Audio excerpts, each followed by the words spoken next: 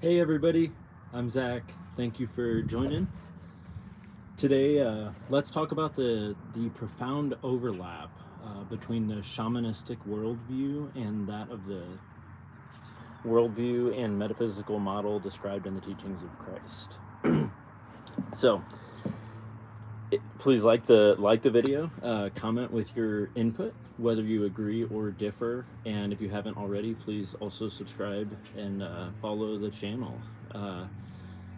Whether this title and this topic is appealing to you or off-putting, whether you're offended, and regardless of which side of the table exactly that you're on, whether you're Christian or more shamanistic or something completely different, I encourage you to watch a little bit, please, and hear this out, because I'm willing to bet the direction I'm going is not quite what you have in mind. And regardless of what your disposition is, I think I might have some challenges that could be healthy to ponder and take in. So I'm going to try to keep it short and sweet and just dive right into a dense topic. So we can make more videos relating to this if it's interesting to you. So feel free to comment and tell me what you'd like to hear more about. So let's dive right in. Shamanism is an umbrella term. Oh, before I do say this, I feel as though I am qualified to do this. The reason why I'm making this video is not just because I'm somebody who has a surface level opinion on this subject. So from year 2006 until 2017, I was very diligent and mindful about pursuing an understanding and direct experience of the shamanistic kind of world, shamanistic worldview, and that sort of experience. And the ins and outs of what led to what that led me into that is a whole nother dense topic. But I took it very seriously for 11 years, and I still have a lot of respect for some of the things that I've learned during that time. 2017, I had a firsthand mystical experience with Christ, and God just rocked me, and I've mentioned that in other videos, I know. But the last going on 6 years now, I have been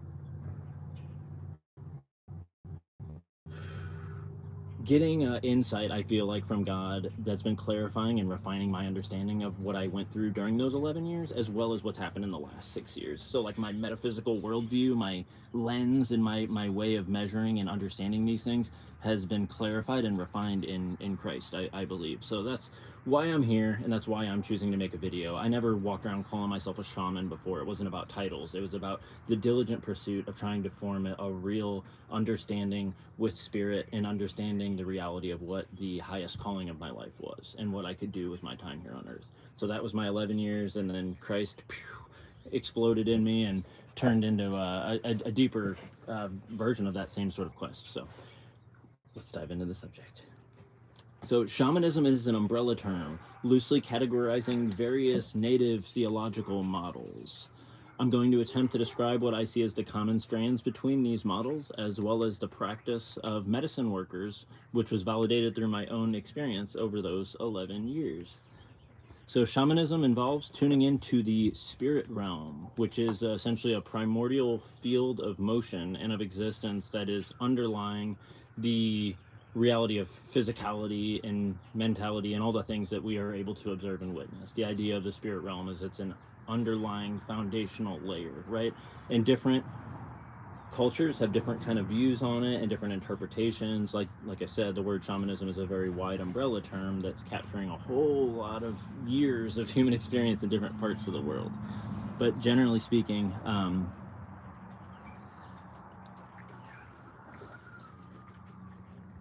they all involve tuning into the spirit realm in some capacity, and they have a certain strands of agreement in terms of what this definition of the spirit realm is.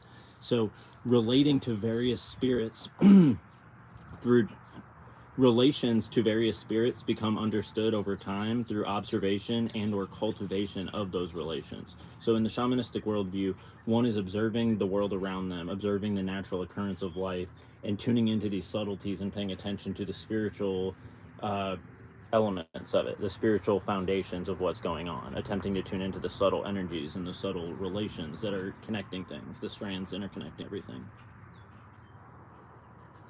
Some examples of this for shamanistic pursuers, shamanistic practitioners, would be the idea of spirit allies, like things like animal totems, getting to know the meaning of what an animal means on an archetypal level, and developing a working understanding of what that symbol means, and like seeing where that symbol pops up, and like really trying to magnify and polish the messages that are coming through with regards to an animal. Over time, the individual's relation to what that animal is what somebody would call like animal medicine or animal totem kind of medicine in the shamanistic world.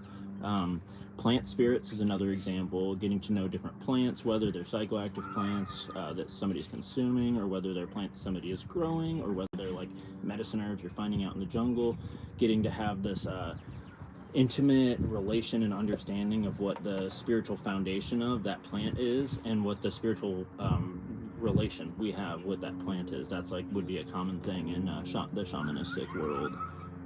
Another example is vision quests. So vision quest, I don't want to get super, you can Google it and read about it, but it's a practice in different native cultures, essentially isolating yourself, like going like out in the woods by yourself and just meditating and paying attention.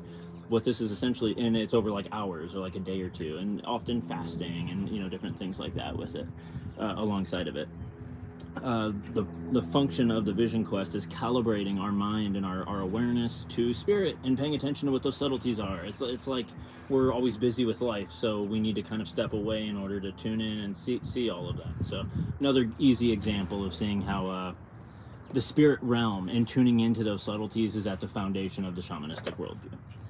The last example would be power spots. That's an idea in shamanistic culture of areas that you have a vibe in and that you spend time in and that you go to for certain reasons, right? So maybe certain therapeutic functions, like a waterfall that you have gone to 100 times and developed this kind of relation.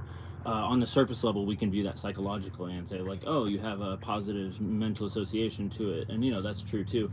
But in the shamanistic worldview, there's a spiritual relation and an understanding, a mingling with not only maybe the spirit of the waterfall or something like that, but the spirit of that forest, the spirit of that part of the world, the spirit of the Midwest, of the Ozarks, whatever. Like there's different tiers and layers to what's going on at all times, and different people are going to kind of read into different parts of the ladder, and it's going to mean different things to different people, but it's a common strand to have power spots that are locations of specific spiritual importance to a shamanistic practitioner. Any shaman is ultimately trying to utilize his spiritual ritual, his spiritual relation to bring wellness to the community. Maybe it's through prayer, through rituals, maybe he's teaching and counseling the communities, maybe he's doing fastings and these like ascetic practices to like develop some kind of discipline or show honor to some sort of spirit or something. Any shaman is ultimately trying to utilize that relation to bring wellness, or any benevolent shaman. So, of course, like dark kind of stuff is a whole different territory. In this video, I'm attempting to analyze people that have trying to seek harmony and positive meaning through shamanistic practice. I'm trying to produce a generous model that is giving a fair level playing field of both models. So whether a shaman is calling on a spirit directly, like forming some kind of like ritual or something that's calling on a spirit and tuning into them, or like doing a magical type thing, or nurturing existing relations will vary. And existing relations means like the things that are coinciding, like your normal life, like maybe you're already walking through the woods, and so you're already sort of witnessing and noticing some sort of energy or vibe in the woods, and over time that existing relation to the forest might be something cultivated for the shamanic practitioner, where over time they're developing a more intimate understanding of what exactly that forest is for them and what exactly the spirit of that area is. But the gravity of a medicine worker's progress is generally always hinged on his relation to and knowledge of spirit. So over time, the development of a shamanic practitioner, the fruit of it, the somewhat measurable quality is his development of his understanding of spirit and his ability to share this spiritual insight and his understandings of the foundations of reality with his community in a meaningful way.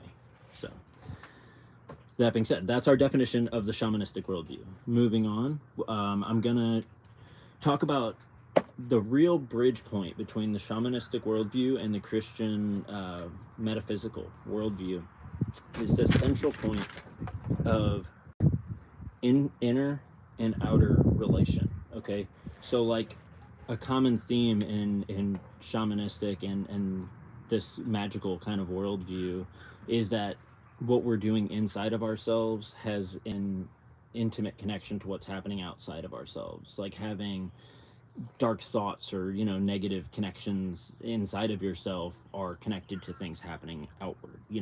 And on a psychological level we can all understand that having some sort of bad hatred or something festering in your heart might turn into outward things. But the native shamanistic worldview generally extends that even further, to saying that there is intrinsic effect of like spiritual ripples that are coming out from whatever you're doing inside. It's spiritually rippling outward into the world, the community. Like the shaman is connected in like a web to the people around him and the world around him in a way. And this inner outer connection point is very interesting if you think of what makes Christian mysticism and the Christian worldview, the metaphysical part of it, what makes it so unique, and the emphasis that it puts. Jesus, I just saw a video recently where it's Jordan Peterson talking to some people. It popped up on YouTube. Didn't even really know what it was, but they were talking about how Christianity puts a big emphasis on the inside, like what's happening on the inside. Like the sin can happen inside of you, even if you're not doing something outward. And that's a very interesting point. And it just kind of like highlighted this thing that I was already taking notes on when I heard it. But Christianity really does put a big emphasis on saying like what's happening inside of you are the seeds that you're planting. Like you're planting either heavenly or hellish seeds inside of your life and inside of your heart. And when Jesus calls and says that committing to lust after someone in your heart is already committing adultery, that's an example of that. Another example is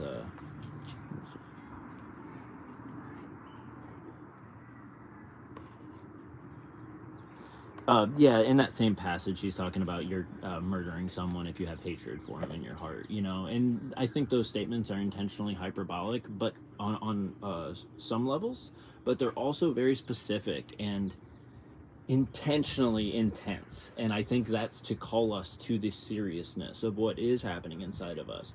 And as somebody who had practiced and lived in the shamanistic kind of worldview for 11 years before I had the Jesus explosion kind of go off in my personal experience, in my shamanistic spiritual connection, this Yeshua explosion happened and unfolded and unzipped all these files in my head over the last 5 years, and I've been trying to make sense of it and parse it all out, and make valid, meaningful use out of the experience, and truly honor it.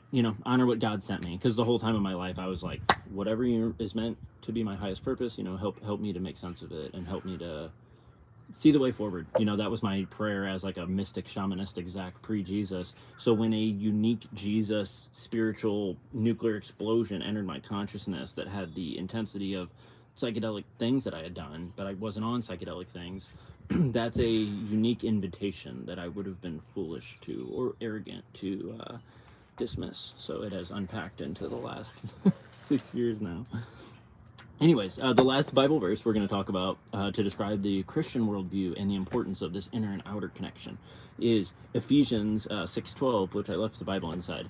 It's the passage where Paul is talking about our battle is not with flesh and blood, but with principalities and powers and wickedness in high places. It's something along that line.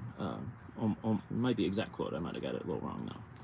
But he's describing that what's happening in front of you, the flesh and blood within yourself, your battle within... Your battle within your own flesh and blood is not just a matter of what's happening in a carnal level, but an occurrence of spiritual things happening and your interaction with spiritual dynamics that's resulting in your carnal experience in your day-to-day life. I believe that's what he's suggesting. And I also believe that Ephesians 6:12 is suggesting that our battle in the outer world, the battles with our brothers and different people out in the world, is not just limited to the carnality of two humans getting into an argument, but is ultimately founded on a spiritual motion or a spiritual discord or demonic sort of interference into what would have otherwise been a harmonious interaction of humans, right? So those are our 3 Bible verses. The last one, taking thoughts captive. It's somewhere, I'm not sure where that's in. It's in one of Paul's letters, but Paul talks about take every thought captive. And the idea is like what's going on inside of your head. It's not benign. It's not empty. What's going on in your interaction with even your thoughts is bearing fruit and is rippling out into things, and it's important. And a part of how you walk righteously in your life is not just what you're doing in your life, but what you're doing in your thoughts and how you're engaging your thoughts. So let's try to wrap this up because I'm at 16 minutes. I was hoping to do this in 20 minutes, so it'll probably be like 30 now, but I think we can wrap this up quickly. Christian wisdom also claims that spiritual occurrence is at the foundation of potentials unfolding, and they go so far as to designate the connection between seemingly mundane things and spiritual mingling. This is of specific importance because the Christian worldview is not just that there's demons and there's like spiritual things happening all the time, but in the mundane and in seemingly secular decisions, there is an underlying spiritual component, and that in Christian terms is where like the idea of like idolization and things like that come into play, right? Like an idol is not just like a wooden statue that you have and you're like bowing down to it and burning incense to it and worshiping it. In Christian metaphysical terms, an idol is something that has taken a level of obsession in your heart and has taken your focus and has distracted you away from understanding what the highest calling of your life is. It has distracted you from wanting to do God's will because you are so fixated on it. So this is like a very foundational part of the Christian metaphysical worldview. So the basic metaphysical worldview of Christianity is that everyone is already worshiping various spirits and gods and submitting their power to them through whether it's a spiritualized version like pagan worship or shamanistic spiritual alliances and things like I just mentioned.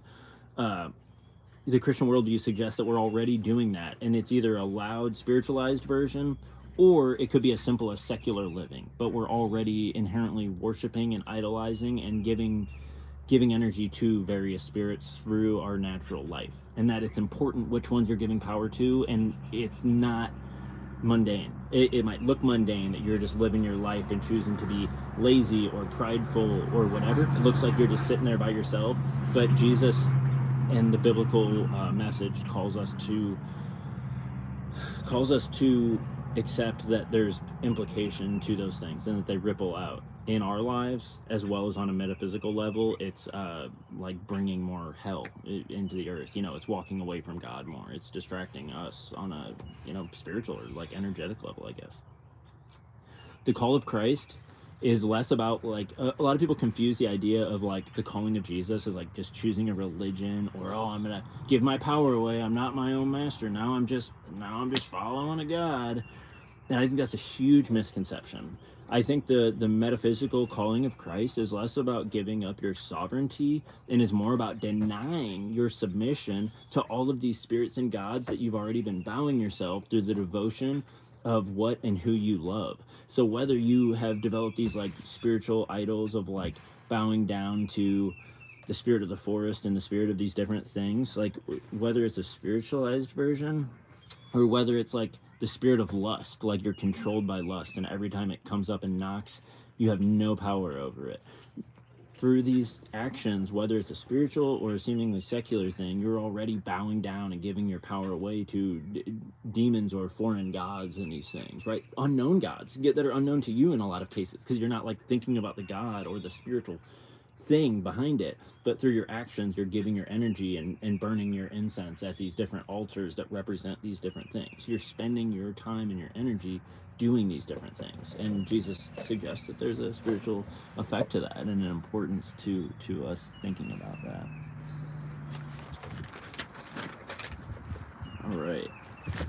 difference comes down. So is everything all the same? This is like kind of we're almost to the end here.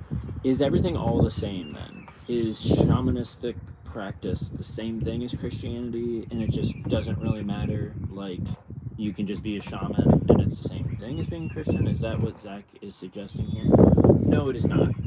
My general understanding of the reality of what the Jesus message is, it is a very potent calling, and it's described as being a narrow gate for a reason. Jesus is inherently describing something that is specific. It's not just like do whatever you want kind of thing, or follow your truth, you know? So although the metaphysical models have a lot of similarity, the difference comes down to the stringent prescription that Christ offers us, which is to submit power only to God, even at the cost of suffering. And we're going to really focus on the concept of suffering for a second to kind of like round this whole idea together. Submission to any spirit, including spirits that govern secular activity, like the spirit of lust or the spirit of pride or the spirit of selfishness or laziness or deceit, they all, in some way, the reason why you would submit or give power to those things always relates to the fear of death or the fear of suffering and wanting to avoid suffering, or achieve your desires and ultimately alleviate some sort of existential angst and get things to go your way.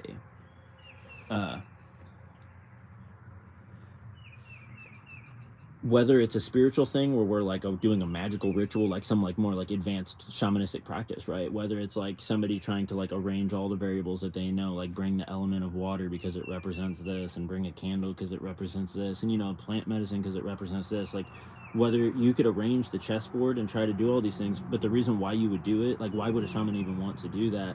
It's ultimately to alleviate suffering in some way, or to achieve a desired outcome. You want things to go your way. You're trying to arrange the chessboard to get things to go a certain way. So submission to all those spirits is ultimately attempting to get things to go your way. Does that make sense?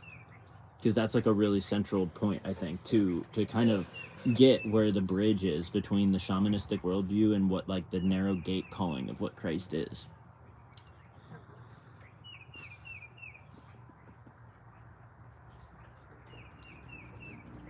Yeah, the shaman or magician would produce rituals and motions of his intention in order to attempt to manifest the priority of whatever he's wanting in to avoid suffering.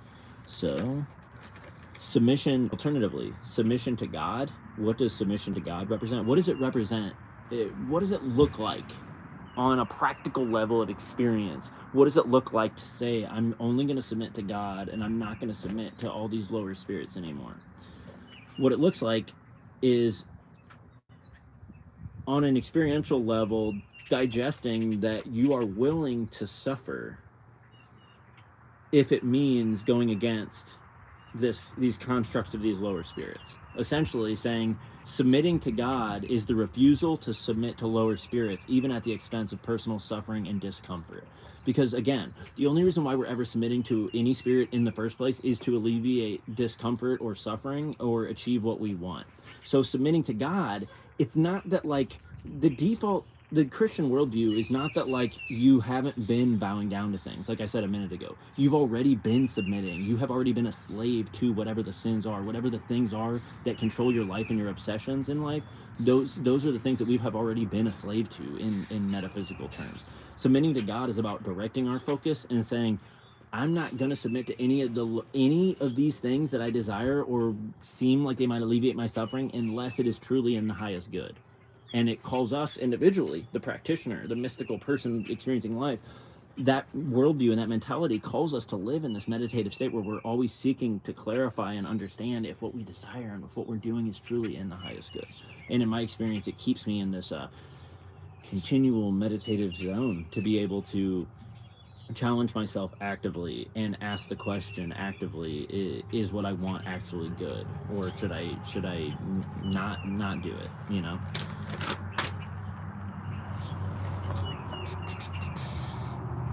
So why is magical stuff condemned? Let's like hone in on that, and then we're gonna wrap up. I'm at 25 minutes. So and if you guys have any comments, I don't know how that works. I think they'll pop up, but please comment if you have any input or anything. And then after the live is done, we can get into it in the comments. I'm happy to hear your guys' refutes or agreements or anything like that. And if I'm any criticism too, friendly criticism, I'm still dialing in my my video output mode. So if you need me to talk more slow or chill out or whatever, I can. I'm open to hearing that as well. So the calling of Christ, where the rubber meets the road, and what is different between the shamanistic calling and what makes the narrow gate of Christ something different, even though they share a similar metaphysical worldview, is that the calling of Christ is to bring God's love and God's message to earth at all costs, as Christ did. Even if it means suffering, even if it means like the worst possible suffering, even if it means all the stuff did not go your way, like you are committing your heart to walking out the path where you're only going to do the highest good. It's like the highest level of refinement of intention, you could say. You know what I mean? Is that the being has decided they're not going to choose any of the alternatives. Whatever the very highest, most pure, profound, blessed thing they can understand is what they're going to do. So trying to manipulate reality, how that differs from magic and from this kind of shamanistic tinkering, because a lot of shamanism is the magical kind of elements where you're trying to sort of amplify your energy or amplify your connection or amplify your relation to some spirits or some ritual in order to achieve whatever you're trying to achieve. So trying to manipulate reality to a given occurrence, magical tinkering, as we can call it, is condemned in the Christian worldview and considered something that we should not do and greatly, discourage, due to the inherent allegiance that it involves to lower spirits, which hold authority over us when we fear death and we fear and we are trying to avoid suffering as a top priority. When we say, I want to do whatever God's will is, but if it's gonna hurt, I'm gonna go over here. If it's gonna kind of interfere with me getting the girl that I want, I'm gonna go over here. If it's gonna, when we live in that kind of mentality, spiritually speaking, what we're inherently doing is we're like submitting and bowing down to these lower spirits, on some level. And that's why it's condemned to do the magical tinkering, because the only reason why you would do the magical tinkering is because it's a priority for you to get reality to bend to what you want above whatever is ultimately you're being called to, whatever the highest good is. Like when we walk in our heart knowing that the top priority is doing what we want and achieving our own desires, we will consciously avoid tuning into whatever the calling of God is. Like we are actively denying it, and it's not even in our bubble of conscious experience at that point. And that's the really intense implication of the inner outer relation that is shared in both shamanistic worldview and Christianity, is that what you're doing on the inside is going to change your perception and is going to change what you're even tuning into, what potentials you have access to in a given moment. And the calling of Christ is such a narrow gate because He's calling us regardless of our religion, regardless of our background, regardless of where you are. Like, Jesus isn't calling you, he didn't say join Christianity. What he's calling us to do is to assess our spiritual submission and to align ourselves to where we're not submitting to these lower spirits anymore. We're not submitting to these lower gods. We're not giving our power away to anything. So I got a couple examples of this. In the Bible, the Garden of Gethsemane, we talked about that in the manifestation video recently. Garden of Gethsemane is like really where it's at. Like, this is like a central wisdom that unpacks into all of this stuff that we're talking about here. In the Garden of Gethsemane, you read it, read the Bible and go check it out. But essentially, it's right before Jesus goes to the cross and he's getting squeezed in stress, in human duress. He's saying, God, if you can take this cup of suffering away from me, please do. But if it's not in your will, then don't take it. I'll drink it. I'll take it. More or less, Jesus, and he prays it 3 times. He's asking, please take the suffering away, because I really don't want to suffer. And it captures the human dilemma. None of us want to suffer. We all want it to go our way. Doesn't matter if you're like the ultimate saint monk. Doesn't matter if you're some shaman dude. Doesn't matter if you're a secular person. We all kind of want things to go our way. We all want to minimize suffering. We all want good. Most of us generally want good. We generally want to like be a good person and stuff. You know what I mean? But like, when you really get squeezed and life really squeezes you, most of us don't have the spiritual discipline and the strength and the selflessness to actually pray that, where it's like, yo, God, if you need me to do this to bless the world in a big way, and it means my suffering, then give me the strength to walk it out. And that's something that I've always prayed. Even before I was into Christ, I kind of got, these things were coming up, these archetypal, symbolic, biblical wisdoms were kind of bubbling up inside of me and preparing me to kind of to understand these things, because it's always been important to me to challenge myself actively, that like, hey, whatever I think is best, I don't really know, and I want to know whatever the highest good is. And like, I accept that I'm gonna want to avoid the thing that hurts a little bit, but if the highest good does hurt a little bit and it's able to bless something, bless the world and bless God, and like truly objectively mean more than this other option, I want the one that is objectively more meaningful and is objectively more of a blessing, And we can get into like relativism and be like, but you can't measure it. But the thing is when in your heart, the more you're walking these things out, for me, the more clear it gets where these spectrum of potentials are. It's very easy to see the multitude of the different things that are like alluring and are not quite as significant as the more potent calling of what God calls for me. And I mean, I don't want to get distracted. So let's give some examples and let's wrap this up. I appreciate you guys viewing. Please comment and share and all the good YouTube stuff. Both a medicine man and a Christian mystic could potentially be perceiving the same field of spirit, the same interconnection world of relation, the gods, the spirits, the different powers and principalities of things. They could be seeing and perceiving the same thing too, or aiming to. And both are working from this spiritual foundation that they're perceiving as a means of deriving the same result, as a means of deriving some result in the physical, right? So both a Christian mystic and a shamanistic person are attempting to tune into this subtle field of spirit outside of themselves as well as inside of themselves, and they're attempting to derive outward results of harmony and of blessing and of whatever, something, hopefully something good in the outward, through assessing and understanding their inner world and the relation of the inner to the outer, right?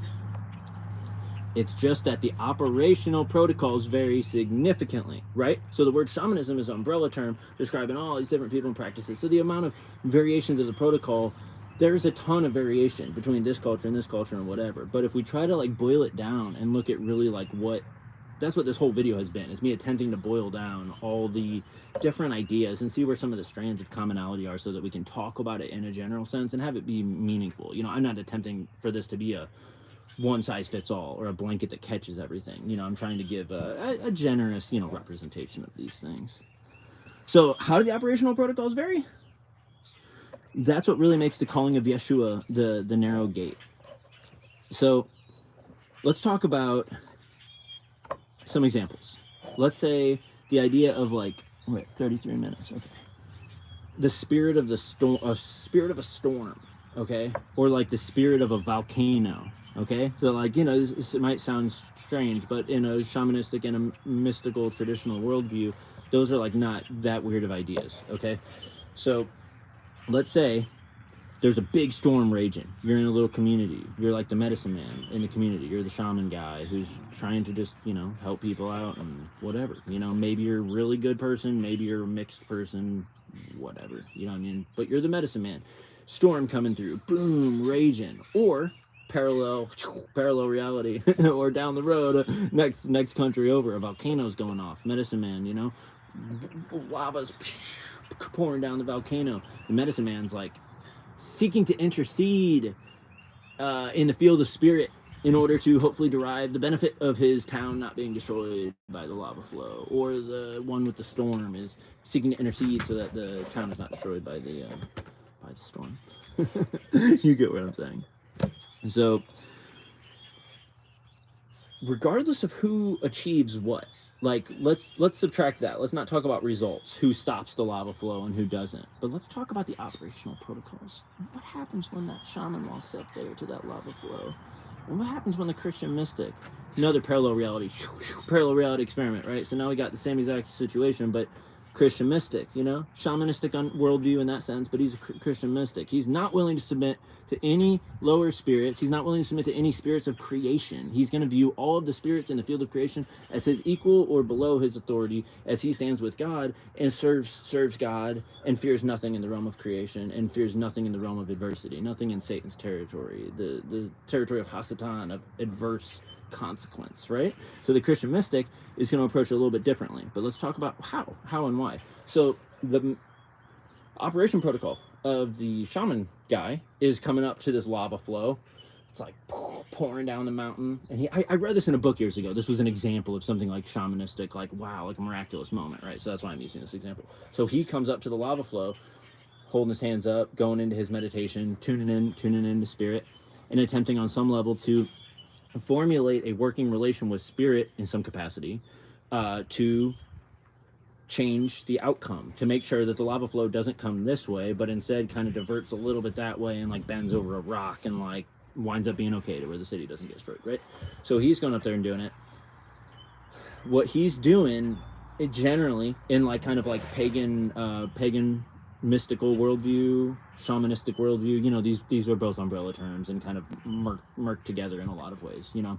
So let's say somebody in this magical kind of traditional earth magic worldview is walking up there and is either tuning into the spirit of the volcano or like the spirit of like the island or the spirit of nature. Like they're looking at one of these tiers of like what's going on in the spirit, maybe the spirit of the lava itself or whatever, right? And on some level is attempting to like mingle with it and get this spirit to essentially heed its call and get the lava to go the way, or get, you know, it's essentially you're looking at all these spirits in front of you. You're looking at the lava and you see the magnitude of the Goliath facing you, of like, this is a huge obstacle that can crush me. And the shaman view is going to be locking into some type of spirit that it's familiar with, that has a relation with, like the spirit of the volcano or whatever, and is asking for favor for the community, right?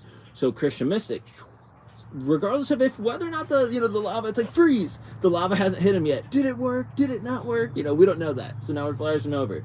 Christian mystic, same thing. He's going up to the lava, maybe he's putting his hand in prayer, you know, whatever, the physicality is not important, but he walks up to the lava flow and is attempting to intercede. But what's he doing? This Christian mystic is like super monk zone. He's like been doing it forever, and he has a very discerning eye of what's going on in spirit, and he sees all these layers of spiritual power and authority. He sees these spirits of the volcano, sees the spirit of lava, all these nature spirits, these powerful things. And it's not necessarily that he's like, oh, those are all demons, you know. I don't think that's how he's seeing it. I think he's looking and he's seeing this tier of power structures. But what does he talk to, and what does he mingle with? What does he get on the phone with? Who does he say, hey, hook it up, hey, help me out, help this lava to not destroy me? He's not talking to any of the things in the field of creation. He's saying, I only get on the phone with the Most High, even if it means me the consequence of the lava crushing me. And that level of faith and that level of dedication is what gives somebody the strength to be the David going up to the Goliath and throwing the one stone and believing that it can strike that spot. Because if you don't even believe that, what's the likelihood that you're actually going to do that? Like 1 in a billion possibility. You know what I mean? So operating protocols are very different. They're very different, you know, and it's not, I'm not here to condemn. I'm not here to be like, oh, all of the shamanistic people, they're all in hell. Like it scares me. How quick people are to cast stones, it scares me. Because I think the same way that Jesus said there's many people who will come before him and say they cast out demons in his name, but he'll say he never knew them. In that same capacity, it is really between each person and God where exactly their salvation is and how they have walked it out. And I'm going to kind of wrap up with this idea and go over the last couple of notes here. But I believe that God reaches out to every single person from the beginning of time until now. Every single person, God has an outstretched arm to. And it is this Christ spirit. You know, subtract the wording, call it whatever you want, but God is reaching out. And what the Jesus message is like the amplified, physical, material, word-made flesh version of that outstretched arm, saying, hey, I invite you to stand up above this world of spiritual tyranny and all these authorities and all this crazy stuff. I invite you to stand above it and represent God and represent a kingdom that's not of this world, right? And I think that regardless of whether somebody lived before Jesus or whether they lived after Jesus or whatever, I think that outstretched hand has been there for every person. And the specifics of who has touched the hand and who has not is way more complex than I would ever want to judge anyone else for and say, oh, that guy, oh, he's on the good list, he's on the bad list. Because I accepted even the people that seem like the diligent Christians, some of them maybe Jesus never knew them. You know what I mean? And likewise, when I see the shaman, I mean, truly from my heart, the generosity, I feel an intuitive generosity with my attempt to judge other people. The judgment is entirely up to God. When I look at anybody, whether it's people of other religions or whether it's shamanistic stuff, I don't think it's like oh, everybody's in, you just go to heaven. I am humbled by the complexity of this whole metaphysical model of heaven and hell. And I want to make some more videos on it and unpack it all and talk to you guys all about it. The whole thing is complicated. The Bible models are super complicated. And the model of like who actually knows Christ in spirit, who actually has that communion with God. If you look at the examples of who is like deemed righteous and not and whatnot, it's a matter of spiritual relation and communion. And it's not a matter of what they are doing with their lips and what they're saying, you know? So it's like, I definitely think there's a lot of importance to like claiming God and speaking life and speaking about heaven and stuff. Like, I don't think that's useless. I don't think that's foolish at all. But what was happening in spirit and what relation somebody has with God, for better or worse, is really between them and God. So I definitely want to like inject that into the middle of this, because I'm not here to condemn anybody. I'm definitely not here saying like I know who's right and who's wrong, but I can say that those operating protocols that I just described between the shaman and the Christian mystic, the Christian mystic operating protocols are a description of the narrow way. It's not that like the person had to know the word Jesus and step up and be like, I'm only going to bow to Jesus. The outstretched arm of Christ in spirit, I think, is the calling to stand above all those things and to only serve the Most High. And I think it has reached every person through time. That's the only theology that really makes sense to me, because it can't just be a matter of like knowing a religious prescription to like getting a check mark that like you're in the right camp. There has to be a spiritual reality to what communing with Christ in spirit is, communing with God and walking with God is, you know? So, wrapping up here. The shamanistic calling, in this sense, to like kind of wrap up, now that I've been generous, let me offer where my criticisms are, my challenges are here. After 11 years of shamanistic practice, this is where I've landed. You know what I mean? I'm not like, this isn't like an arbitrary thing where it's like, oh, I just chose a religion and now I'm like mad at shamanism. A bee landed on me. It's definitely not that. But I have always been analytical and critical and seeking to be refined about my understanding of these things. So I have criticisms now, and they're different than they were before. So that being said, the shamanistic calling is less metaphysically complete compared to the operating protocol of the Christian mystic. The practitioner, the shamanistic practitioner, is sort of scavenging for whatever spiritual relations will work together, scavenging over the lifetime of getting to know these different spirits. Like, oh, the spirit of this tree, the spirit of this forest, the spirit of this, spirit of justice, maybe, a spirit of like revenge or something, right? Like some sort of murky territory and stuff. Like, they're attempting to like scavenge for these different relations in the field of creation, and hoping that like over time they can stack them up like dominoes to get all those relations to kind of fall over into a pattern that will like make their life go the way that they want it to go, or for suffering to be minimized, or something like that. Like I said earlier in the video, if you are just joining, talking about how suffering is kind of at the center of this idea, is like ultimately we're all trying to minimize suffering and have things kind of go our way, and that's just like the base kind of nature of humanity. It's not necessarily evil, but it's very easy for it to bring out evil inclination, where we put ourselves and our desires above that of God and above what we know to be right. Like dominoes, connections topple together to formulate progress, whereas the Christian mystic works from the top down in this regard, right? He's not formulating this interconnection of like, here's the spirits that are my allies, and here's my practice where I'm like burning this candle to honor this one, and I drank this tea that honors that spirit, and I did this holiday feast thing or this sacrifice, whatever, whatever. Whether it's not this bottom up practice where we're like, I'm gonna do all these things down in the physical and these magical protocols and light this color candle for this, this kind of shape for this.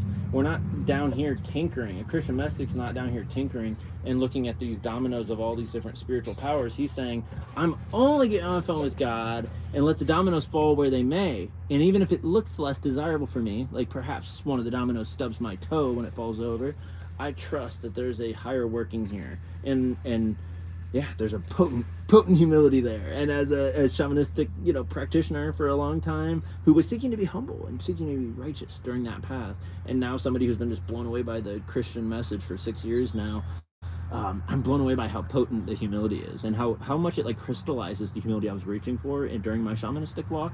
But it's like crystallized in Christ in a way that's is astounding for me. Christian mystic works from the top down, submitting allegiance only to the Most High, and choosing where his footsteps should land based on this communion.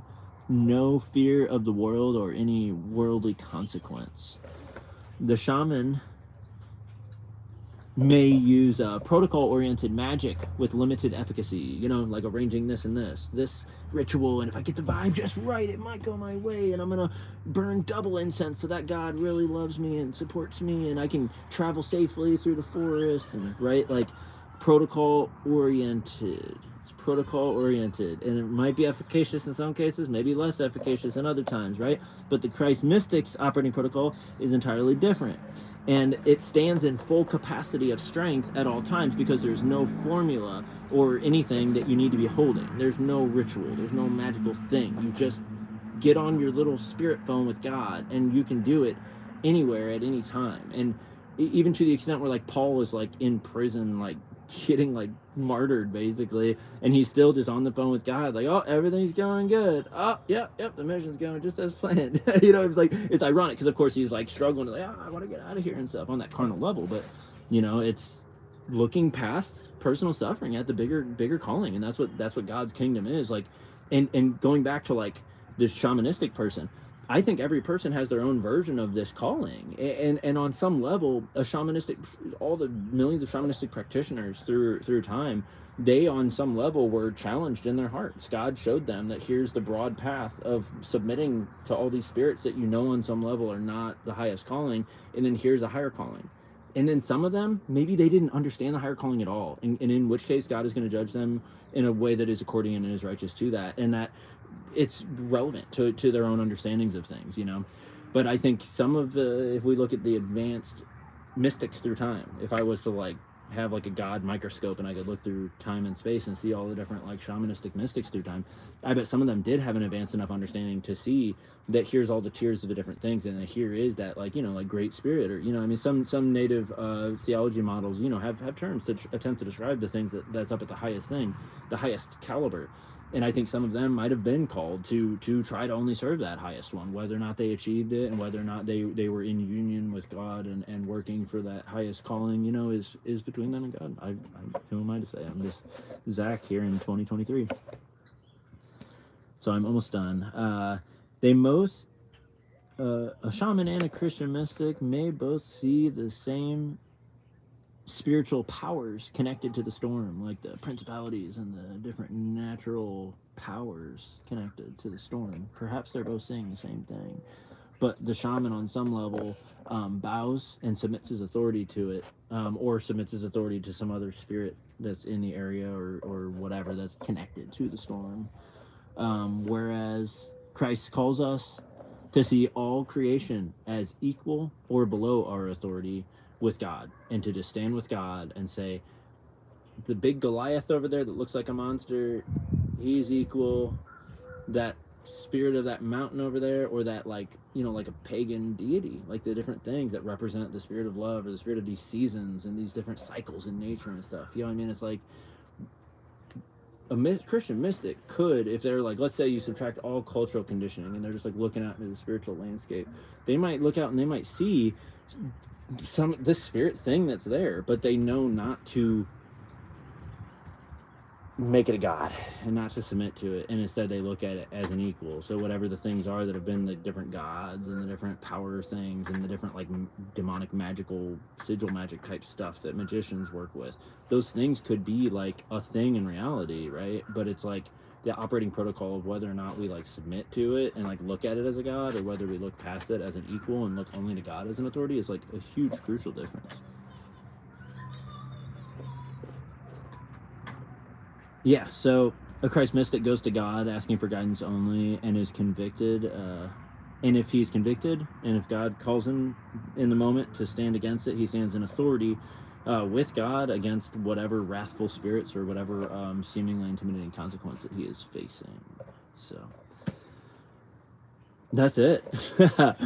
Yeah, so in closing, I want to just be generous and offer like love and respect to everybody. I understand my audience is very diverse here, and I'm trying to sort of like set the stage to explain like my story. I'm going to do a video a little bit more intensely about like everything I've gone through over the years and like what I've learned and whatever. But I'm trying to kind of capture some of these like key philosophical like things that I need my audience to have an opinion on. Even if you guys like hate it, that's okay. Just like let me know so I can understand. If you love it, you hate it, or whatever, just let me know exactly where you stand on all of this stuff. Magi Most High. Hey brother. Thank you for joining. Yeah,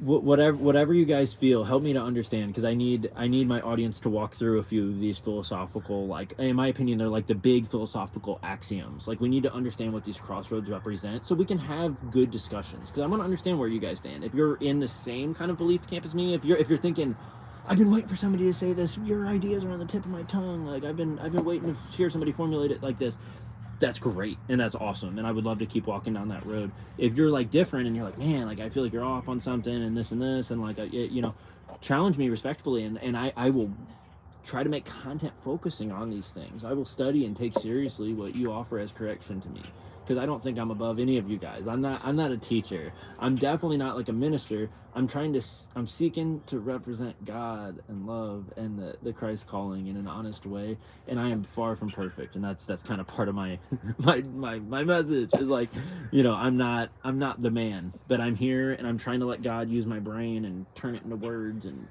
you know, share it with you guys, and I really enjoy this.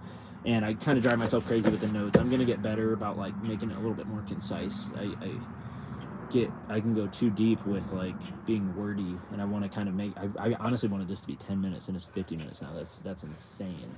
So I've got to refine that a little bit. But please give me your input about, you know, if it's too wordy, if you love the density of it, or whatever. Because I can easily make videos that are an hour long all the time talking about philosophical stuff. But I'm kind of trying to get good at making like 4 to 5 to 10-minute ones that are just like right to the point, that can give you something to just chew on and meditate. Because I know, like, meditate on your own is like, I can't always watch something that's like an hour. I love listening to theology and philosophy stuff on YouTube, and I'll just put it on audio and listen to it. So I would hope that some of you guys can do that with this, and you're not having to just like stare at the screen necessarily, you know, because like go about and you know your day and do what you got to do. And if you like these long philosophical expansions, please let me know, because I would love to, you know, keep rambling. But I'm trying to be more elegant with the wording. You know, I'm good at being wordy and complex, but I want to be more elegant and make these gems accessible, or what I consider to be gems. And if you guys think they're not gems, that's okay too. Just let me know.